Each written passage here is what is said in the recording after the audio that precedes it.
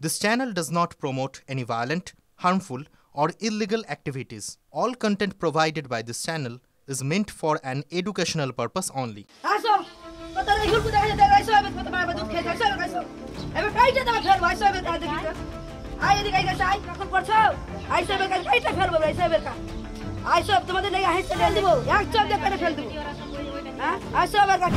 এই মুহূর্তে দাঁড়িয়ে আছি আমি সুখদেবপুরের সেই অঞ্চলে যেখানে প্রায় 1.5 কিলোমিটার এলাকা সম্পূর্ণভাবে ফাঁকা, কোনো রকম কাঁটাতার নেই।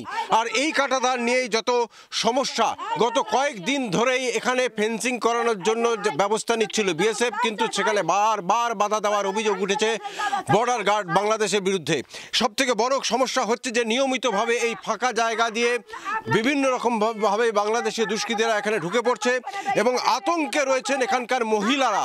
সবচেয়ে বড় বিষয়, সুখদেবপুরের গ্রামবাসীরা তো আছেই, এই মুহূর্তে যে সেখানকার যারা মহিলা, সে মহিলা তাদের বয়স 10 থেকে 50, এমন বিভিন্ন বয়সী মহিলারা তারা একজোট হচ্ছেন, তারা গ্রামে বৈঠক করছেন এবং সেই নিজেদের নিরাপত্তার দায়িত্বে তারা হাতে অস্ত্র নেওয়ার চেষ্টা করছেন এবং বাধ্য হচ্ছেন তারা, কারণ নিয়মিতভাবে এই ফাঁকা জায়গা দিয়ে ঢুকে পড়ছে। যদি এটা শৌচকর্মের জন্য কখনো ভোরবেলা তাদের বেরোতে হয়, সন্ধ্যাবেলায় সন্ধ্যা আরতি দিতে বেরোতে হয়, সেই সময় কিন্তু হামলা চালানো হয়। এই যে দেখা যাচ্ছে ফাঁকা জায়গা, এই ফাঁকা জায়গা দিয়ে তারা ঢুকে পড়ে। 6 জন জঙ্গলি ছিল, বাংলাদেশি ছিল, তো এই দিয়ে গেল, এদিকে ঢুকে গেছিল নাকি, তো দেখে তাড়াতাড়ি করলো। হ্যাঁ, সবাই ধাবা দিলাম, কানটা দিয়ে ধাবা দিলাম, দিয়ে পেলে গেল। বাধা দিবে না, বাধা দিত একটা, যদি অন্যজন যদি আসে তো সবাই মিলে বাধা দিতে হবে। হ্যাঁ, ভারতের সঙ্গে তো লড়তে হবে। হ্যাঁ, সবাই রেডি আছে। ওরা হাইসা আছে, হেসে নিয়ে থাকছি, বড় লাঠি নিয়ে থাকছি, আসলে আমরা কাটবো কি মারবো। ওরা কি লুটপাট করছিল নাকি? না, এই গম টম সব কাটলো, তারপর কি এই তোমার এই চিৎকার করছে, গ্যাল দিচ্ছে, ধাবা দিল, তারপর পালিয়েছে ওরা? হ্যাঁ, পালিয়ে গেছে। মানে ওরা মাঝে মধ্যেই আসছে? মাঝে তোমার এই যে আবার সন্ধ্যা পড়লো, আবার আসবে, সকালে আসছে। এই মুহূর্তে যে সমস্ত মহিলা ঠিক আমার পেছনে রয়েছেন, তারা আতঙ্কিত রোজ রাতে, গত রাতেও এখানে সন্ধ্যাবেলায় যখন তারা সন্ধ্যা আরতি দিতে যাচ্ছিলেন, সেই সময় কয়েকজন এসে তাদের ওপর হামলা চালানোর চেষ্টা করে, এক মহিলাকে তুলে নিয়ে যাওয়ার চেষ্টা করে।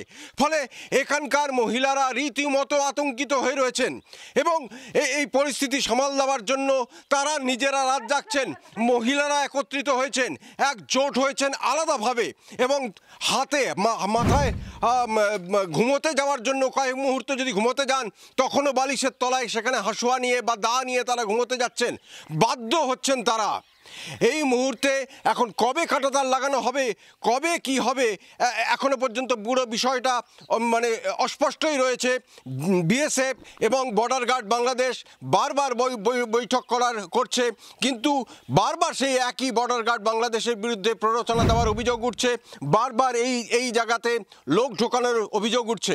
এখনো পর্যন্ত কিন্তু কবে কাঁটাতার লাগানো হবে, কবে এই মানুষরা নিরাপদে একটু শান্তিতে ঘুমোতে পারবে, সেই প্রশ্ন থেকেই যাচ্ছে। মালদা সুখদেবপুর থেকে ক্যামেরায় মুজিবুর শেখের সঙ্গে সুব্রত, টিভি 9 বাংলা।